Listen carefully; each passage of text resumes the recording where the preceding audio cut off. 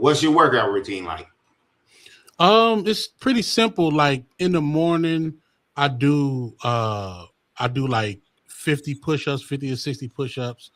I do at least like 40 sit-ups, and then that's a morning and night thing, you know what I mean? And then I do a midday walk, which is, I don't even know how long it is. I got to check my watch, but it's pretty much if I'm at my studio in North Hollywood, it's pretty much a walk that goes to pretty much Burbank Airport and then back. You know what I mean?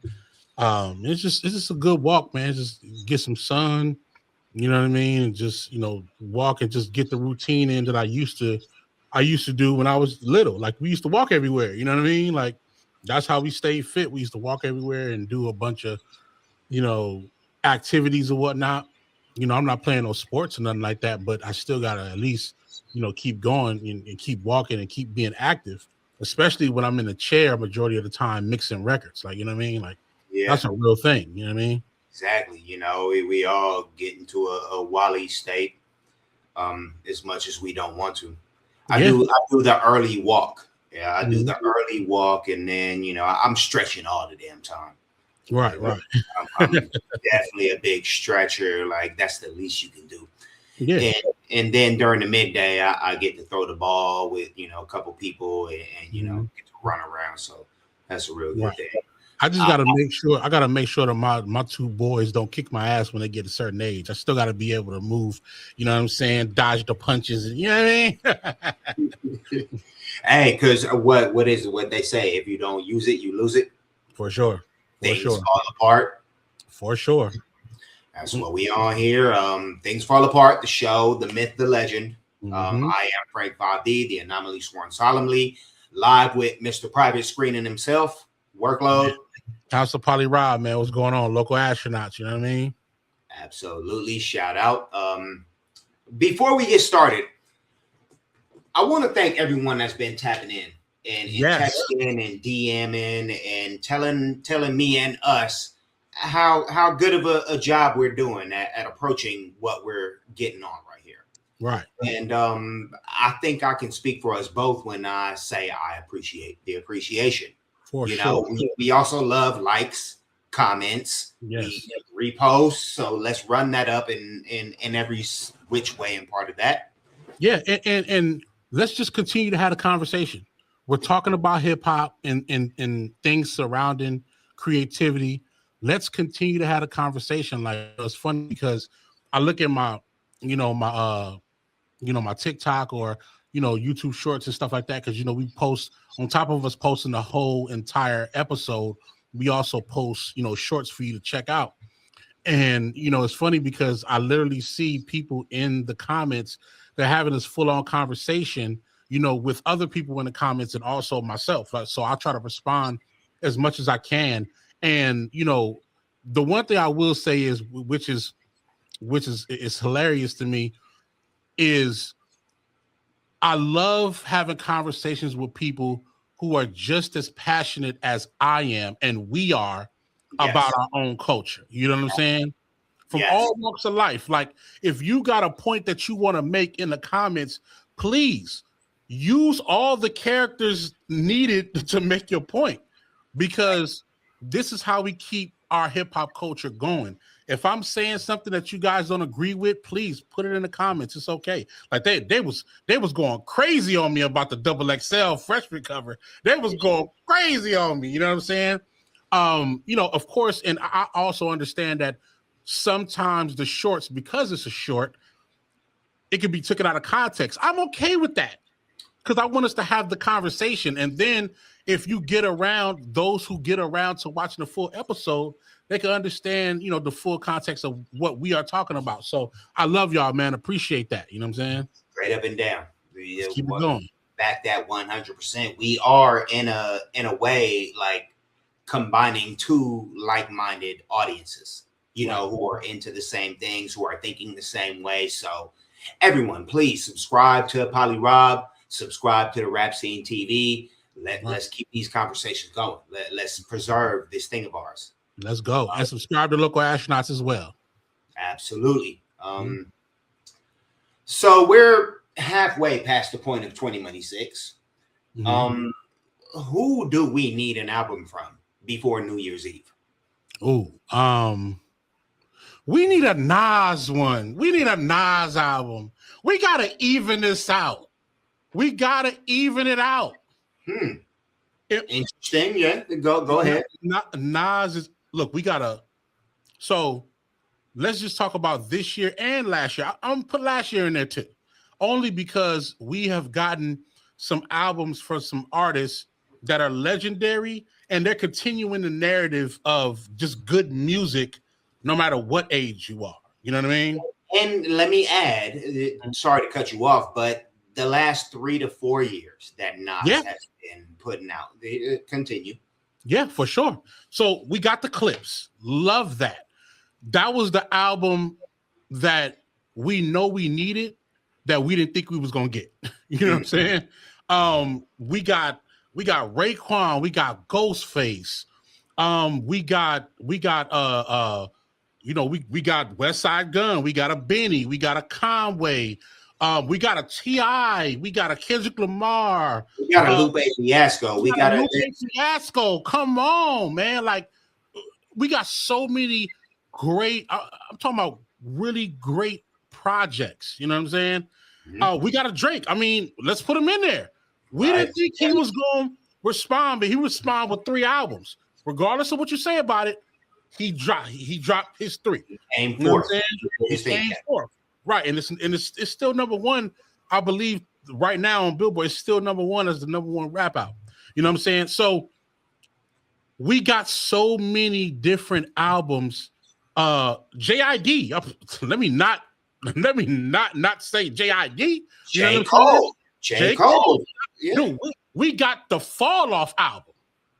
That's the album that we were supposed to never get. That was all. It was almost in detox lane. Like we never gonna get this. We got that, right? You know what I mean? So I feel like Nas is perfect.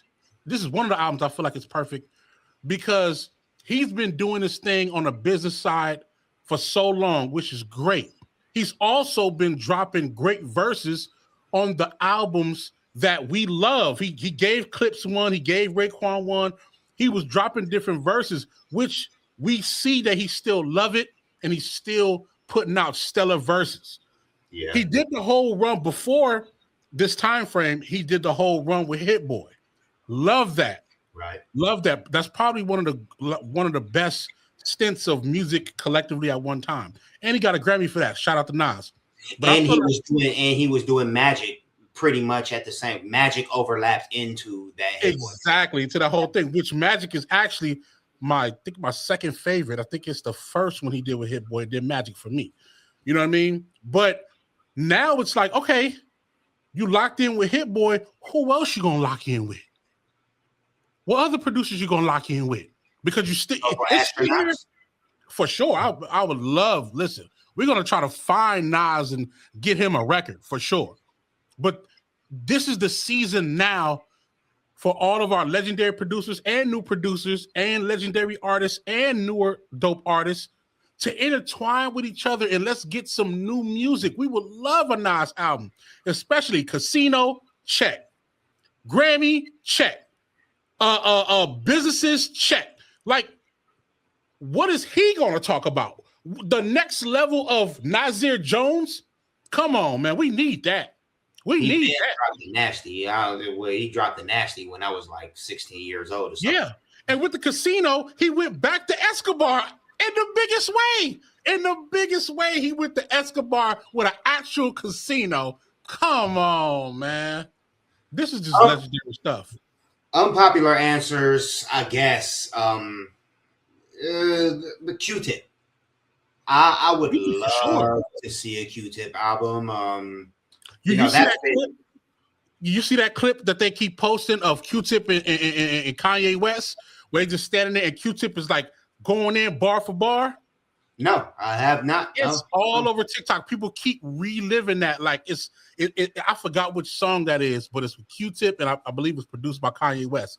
But it's a part where Q-Tip, the beat drops out, and Q-Tip is just spitting double time, and Kanye is just standing there with a regular face, and then he starts smiling when they jump back with the beat come back in.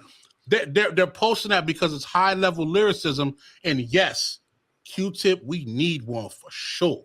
I would say so, and something about you explaining that clip makes it feel familiar, but I can't place it, and I'm not going too far. With everything that's going on the TDE front, J-Rock, we need an album from J-Rock. Yes. Yeah. Yes. It's been a minute. My guy Black Thought, he's been teasing the streams of thought for a couple years now. You know, he did the thing with Danger Mouse and right. It took a long time for him to do his solo thing. Right. You know, he teased that forever all as well, and then released 7 more Roots albums before he ever reached out on his own. Right. Jadakiss. Oh, Jada, for sure. We need one. I mean, if he's gonna put his energy into anything, it needs to be a new album. It needs to be a new album. I know he got somebody on his heels right now. 38 Specials on his heels right now. But if Jada gonna drop something, do it in the album. I mean, to be honest, I would love to hear a Fat Joe and Jada album or EP. They just released the whatchamacallit with that would be pretty dope. Yeah, they have the momentum, of course. Right. The one thing about Fat Joe is if you give Fat Joe the layout, if you create the record, the hook is on there, he's going to deliver with the lyrics. He's going to deliver. One of his problems early in his career, and it wasn't really his fault, it was early in his career, he was trying to develop music that was quote unquote popular. I'm talking about the Jealous One's Envy era. Like, it was dope music. Yo, that's not Joey Cartagena. That's Joey Cottage Cheese. That's crack. That's Joey Crack. You know what I'm saying? So it's like during that time, his hooks and his song making wasn't relevant, but he can rap. So fast forward, even after Don Cartagena, when he started getting with Ja Rule, you see how Ja Rule set him up the record, set him up, and he started knocking him down, boom, hit after hit after hit, because he's gonna always deliver lyric wise. So him and Jada gonna always give you the verse of the record off top. Him and Jada with different producers making an EP, I think it's gonna be powerful. I think it's gonna be great. And they got the podcast too. I mean, come on, why not? Why not? Why not do a podcast tour with the EP and concert podcast / hybrid tour? That would be dope. That'll be fire. That'll be fun. Ain't nobody doing that. Joe Budden not rapping no more. He can't give us that. You feel me? That'll be fire. I think the last one I would give is something that we are probably going to see is Big Daddy Kane. Oh, come on. Why not? He says it's going to be his last album. Why not? Yeah, why not? He's been making waves as an example of how of hip hop growth, of ages of aging in hip hop. He's been a prime example of that for these last 2-3 years. And you know, with the way he still is on point with his lyricism, with his delivery, with his penmanship, with his what am I trying to say? Performance shit. Right. We would need to see that, I believe. And I would love that, because Kane has been consistently in my rotating top 5 for I don't know how long. It's been He's Kane, never lost his flow. Rap, it's been Nas, it's been Ghost, it's been Rakim. And Black Thought is always in there. He's the one that does not rotate. Rakim, yes, but you know, other than Thought, yes, the other 4 rotate, and it's been all of those who we just mentioned. Kane is always in there. I would love to see a Kane album before the Big Daddy Kane. People got to realize that there's very few artists from that era who can still maintain their lyricism and modern style flow to keep up with the times. Big Daddy Kane is one. Rakim is one. Every time you hear the Rakim flow, it works on everything. I'm sorry. It works on everything. KRS-One has always adopted many different styles to where when you hear KRS-One now, he's still going to make sure he gives you something that feels nostalgic, but is still current if he hops on a record with somebody new. You know what I'm saying? These artists, these artists, they're the blueprint of how you stay in this game. Whether you're in the front or the front of the industry as a star, it's not about that. It's about continuing to stay relevant and stay, and I'm saying relevant as far as what you do, not according to what the world is accepting from you at this moment. According to what you do and continuing on. Big Daddy Kane can still get on stage and rock that motherfucker. You know what I'm saying? He can still put out records and still do his thing. And he produces as well. Right. Big Daddy Kane produces. He's making records. And he's one of these archetypes of this thing of art. I hope it ain't glazing, knock on wood. I always bring up Black Thought. Kane is one of Thought's favorite MCs. For sure. Like, and that's what I'm pretty sure Black Thought looked at Big Daddy Kane as a model for the type of MC he wants to be and trailblaze. What was it? Webb was it Webb? When Thought did he imitated Cool G Rap and Kane on the record. He did one of their classic verses. Kane, it was Give It to Him, Kane. Let me not. We'll put it below. We'll put it on a third below somewhere. So you can check it out below somewhere. Switching gears, one thing that's on the forefront right now, streaming. Yeah, streamers are rappers and rappers are streamers, or at least they're becoming interchangeable right now. We just had one banger of a record, DeentheGreat featuring AB. Genesis and Nia, it's fire, bro. It's fire. It's not hot. And now you asked the question. Are streamers taking over? And I think the answer is obvious when we look at like popularity metrics. And because streamers are in your face every day, right? With the 5-hour lives and then all the clips and then the reactions and from the entire internet. But how do you feel about streamers infiltrating? Well, infiltrating is probably not a good word because a lot of these people who we watch are hip hop adjacent or at least of the culture. So how do you feel about streamers becoming rappers and rappers becoming streamers? I love it. You got to remember, hip hop culture is still a medium of how you express yourself. And if somebody is coming, if somebody lives by, I'm going to use Glasses Malone's term, shout out to Glasses. If somebody lives by street urban culture, then hip hop music is a medium for you to express yourself.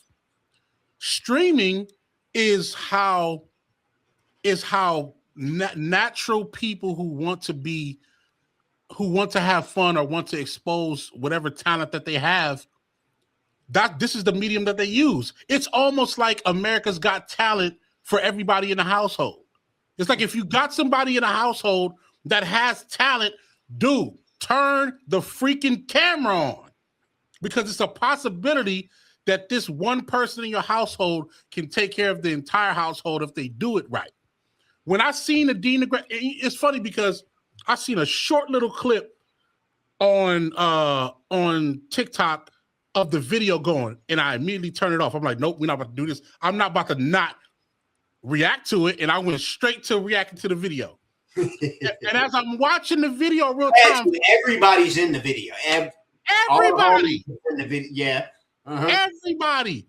It's like Compton AD, Compton AV, OT Genesis, Kurupt is in the video, C walking, Ray J got the red bandana over his face. And when I seen that, this is the first time I'm probably going to ever say and do this ever in life.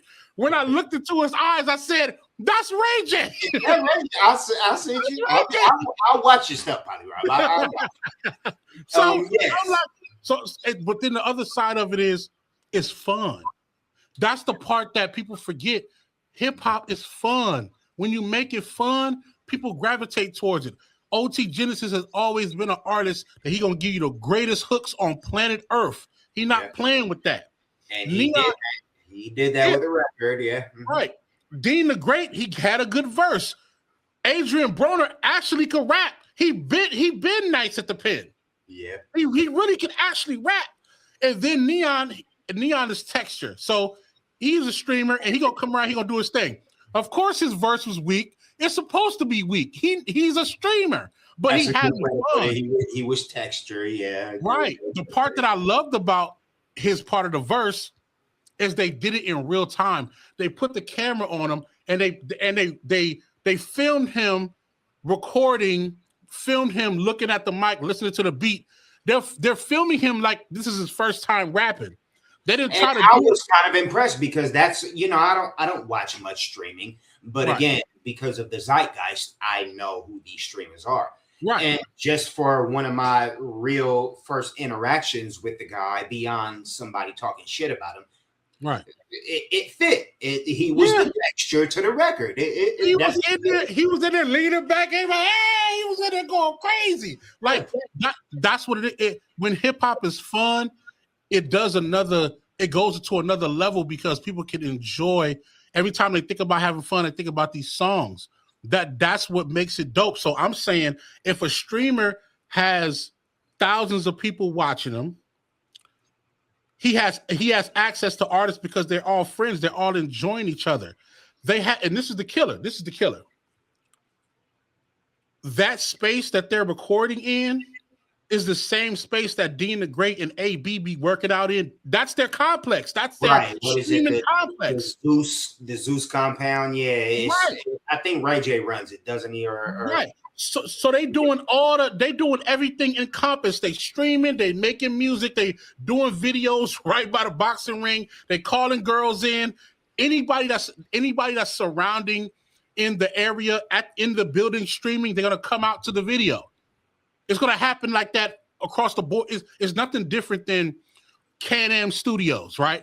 Can-Am Studios where, Death Row did their thing. If one person is in Studio A, another person in Studio B, another person in Studio C, they finna walk out at some point in time, walk into somebody else's session and say, hey, what y'all got going? Right. That's what these streaming complexes is doing. Just like you said in your video, it feels like they was just doing their thing and making content. And it was like, oh, we all here. Let's go ahead and make this record. And they put it together real quick, and everybody was there. It was kind of like catching lightning in a bottle.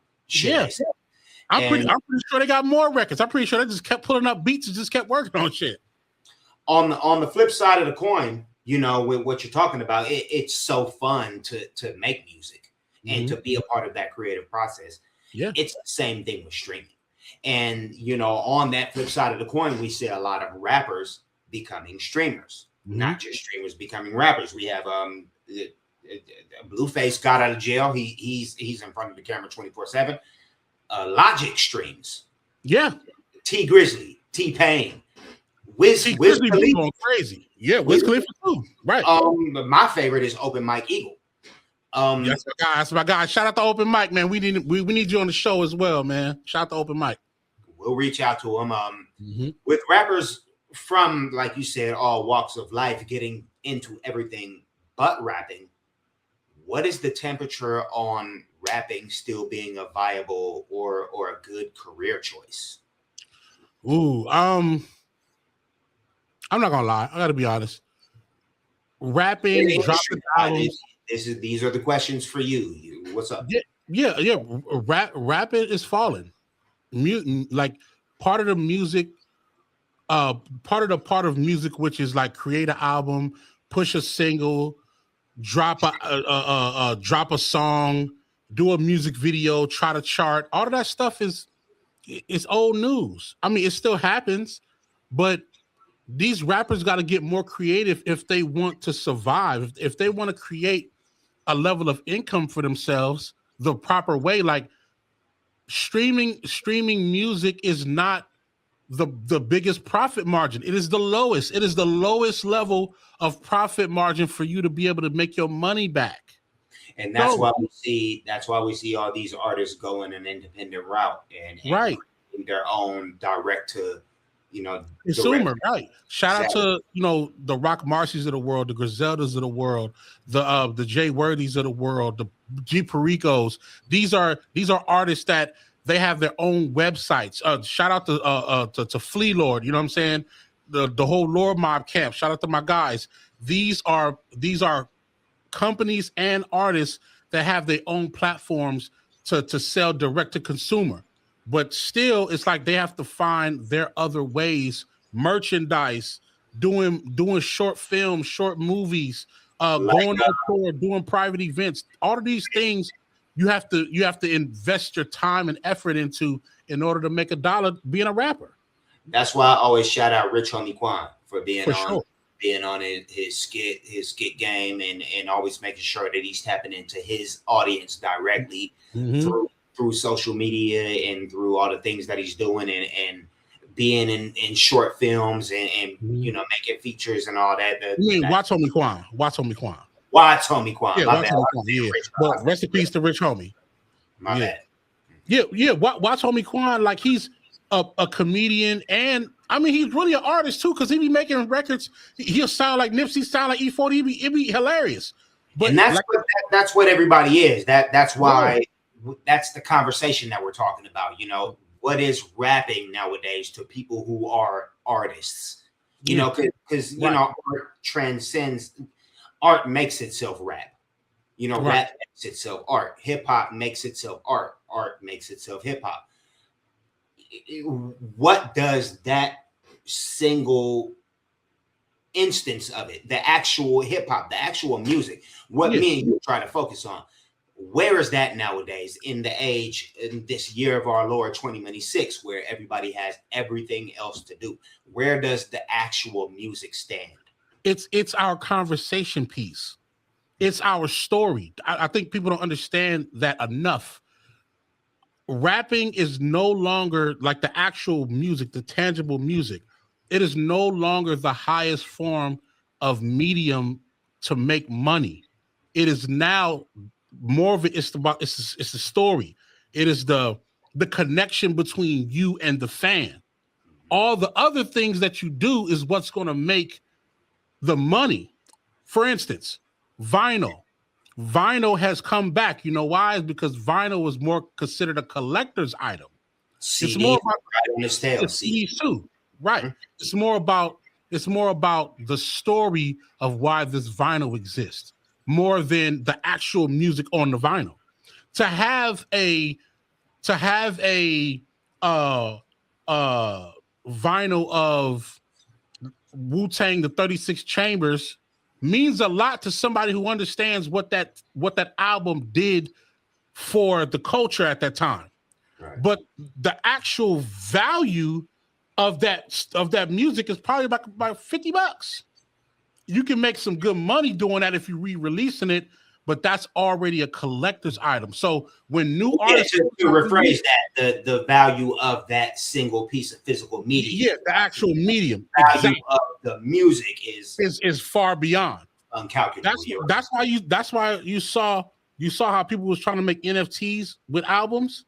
Right. They were trying to generate a new medium that can add a higher dollar amount for the music that you're putting together, the story that you're putting together. I mean, it's still yet to be seen, or it really didn't work out as of yet.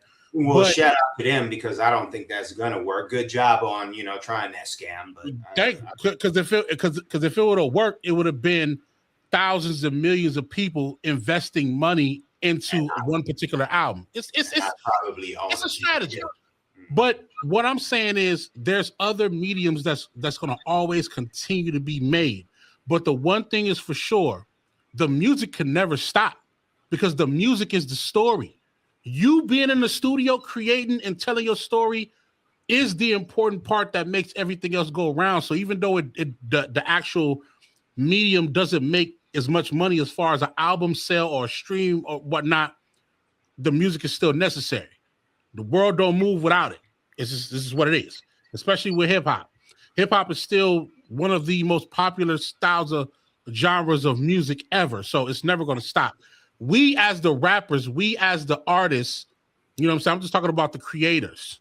You know what I mean? We as the producers, the engineers, we have to find a way to continue to keep the value or hold the value and the standard of the music at its highest level, even if we're making money off of other things connected to the music.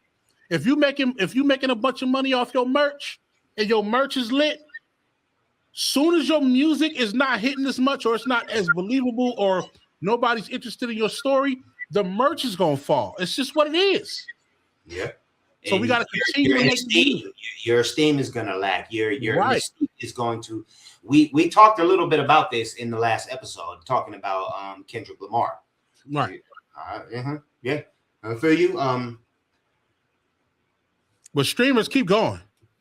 Keep going, streamers. Yeah, I'm starting to get into more of streaming. You know, I don't watch anybody stream, but I tend to, you know, pay attention to the zeitgeist and what everybody's talking about. Right. So I know who a lot of these people are, and a lot of the conversations that are swirling around them.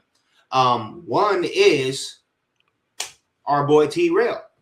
Shout out back on Shout out to T-Rail. Yeah, most definitely doing his thing, doing his thizzle, and whatever you want to call it.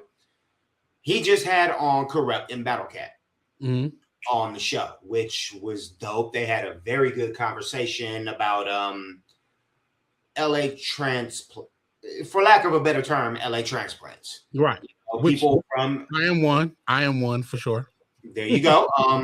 Yeah, you're from another center of this world, which is you know, we're from Brooklyn, New York, right? But you rep the West as much as anyone I know. Yeah, beautiful. Just like kind of my situation, like I'm from Inglewood, California. My first memories are from living in Downey, you know, but I was born and raised. Yeah, I was born in Centinela Hospital, right? And back to Inglewood at a ripe young age. And there's this idea of it's not where you're from, but where you're at, or it's not where you're at, it's where you're from. You know, again, I'm here in Fayetteville, North Carolina, or right outside Fayetteville, where J. Cole made famous, but he went somewhere else. He went to NYC, where you're from, to you know, get the gas for his engine. Right. So it's kind of a thing. What's more true? Is it not where you're at, but where you're from, or is it where you're from and not where you're at? Well, I'll say this. And I'm going to take from my experience. It's where you've learned your roots of who you are. And that's what Kurupt said. Not to cut you off for too much, but that's what Kurupt said. He said, you know, I was born out there, but I became a man in LA. Right. Exactly. For me, I can honestly say that I have a New York exterior. You know what I mean? And let me explain. When you first see me and we have a conversation and things like that, you can feel that I'm not from LA. You can feel it. Yeah. Part of it is because my family's also, you know, Central American, you know, from Belize, you know what I'm saying? Central America. So that's one part. The other part is I don't sound like the typical LA guy. My texture is New York shit. You know what I'm saying? But when you get to know me a little bit more, you start to understand that I understand and know and maneuver around the city, LA and Inglewood, better than most. I know part of the people that I know across my lifetime is mostly in Inglewood and LA. Like that's how I've lived a good portion of my life in New York and in LA. And I'd second what you began with. When I first met you, I could tell you were not from where I already know. When we was in high school, remember we in Inglewood, I'm arguing with people that I meet. I'm arguing with my friends about who's the best rappers. I'm saying Raekwon, Ghostface. I'm saying Mobb Deep. Y'all niggas looking at me like I'm crazy. Y'all like, who are these people we talk about? they were looking at me the same way. It wasn't, I'm not y'all. Too short, E40, which later on I've grown to love those artists just as much as I love my East Coast artists.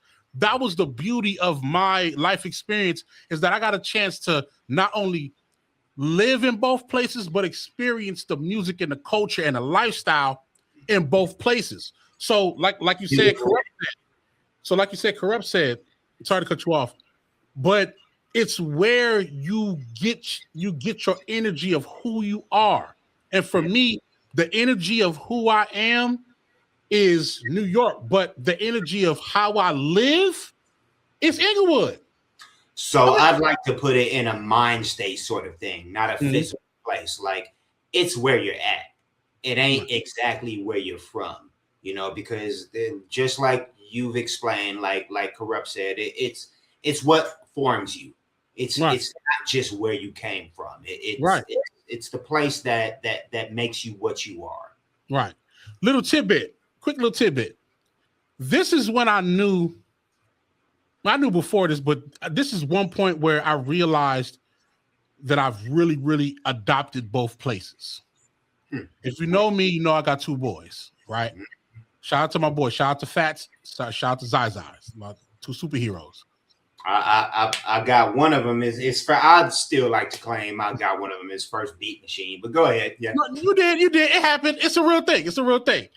So if you listen to Fats, my oldest, he sounds like he's from LA. He got a proper tone. He's very polite. The way he talks is like he's from LA. When you listen to my youngest, he sound like he's from Brooklyn. If you ask him to say burger, if you ask him to say yo, like the way he approaches, he's like me, especially when he animated. And it's crazy because they both was born in LA, but it's just the energy and the texture of their voices. That's when I knew. I'm like, you know what? Yeah, it's embedded in me on both sides. And I love both places. You know what I'm saying? Like, I never pit one against the other because it taught me, like Inglewood, living in Inglewood taught me how to approach being outside in a certain way. Like, it's not just about watching your back. It's about recognizing the people that you're walking across or going across. Like, gang culture is also still, it's life. It's still street culture. So you got to abide by what people believe in that area, in that section. Not abide by like you got to do what they do, but it's like, yeah, if they're protecting their own neighborhoods and providing protection or elements of how to move out there, you can't just go out there and wear the wrong hat. You can't just go on a block and do the wrong thing and wear the wrong color. Respect what's over there. Yeah. But in New York, and I'll close it out by saying this, in New York, it's like it's how you approach people. You know what I'm saying? It's different from gangs, because now it's like if you go into a certain area without a purpose, they not letting you over there. If you go into a certain projects and you ain't got a family member or something like that over there, you better be on some business, or you better figure it out like it's a real thing. You're right. That's what I experienced. Like I spent about a year in Clinton Hill, in Brooklyn, and I felt a little bit more safe than I did out there than I felt, walking around LA in Inglewood, where I'm from. And I don't know. It was just I didn't run into any problems because I'm a motherfucker who knows how to move like you should move, especially when in a foreign land. So yeah, I get what you're saying. Right, but then also, and I'll say this: you gotta also realize the concept of like a transplant. Somebody who's coming from one place and going to another place, and they don't know the culture yet.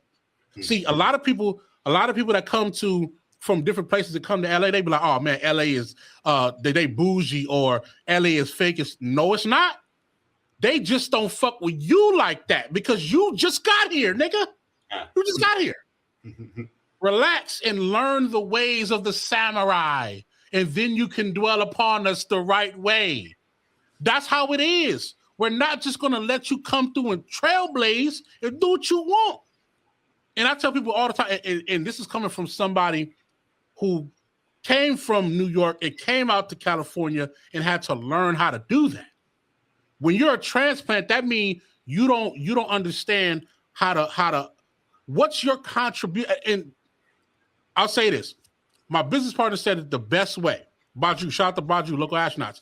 He said, when you come from a different state or place and you come to LA, what's your contribution to LA culture? Because don't come over here trying to take shit. What's your contribution? Because and a lot of people think that bringing where they come from and their customs is a contribution. It's not always that. No, it ain't. No. Guess what Kurupt did? When Kurupt came from Philly and came to Long Beach, came to LA, what did he do? He provided additional culture. Right. He got down. He got down. The lyricism, the music, the music for sea walking, all that. And that's why I love what Kurupt and Battlecat is doing right now.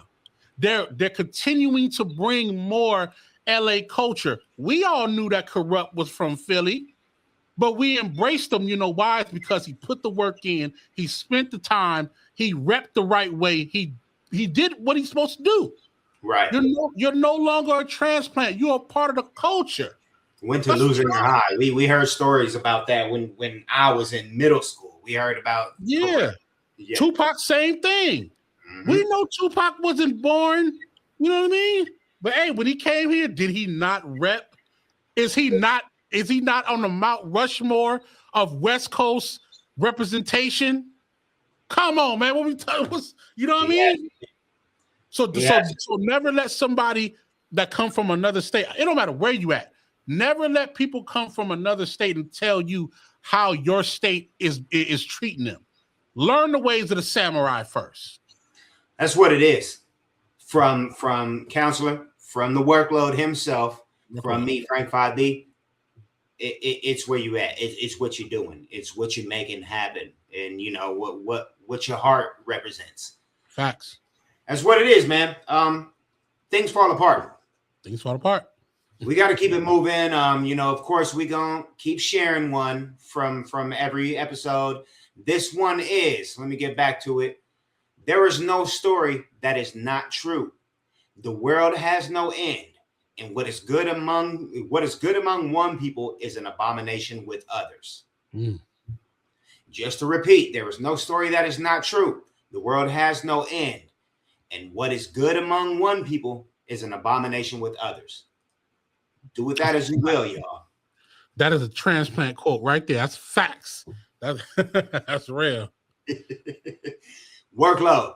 Workload, man. We up out of here. Peace.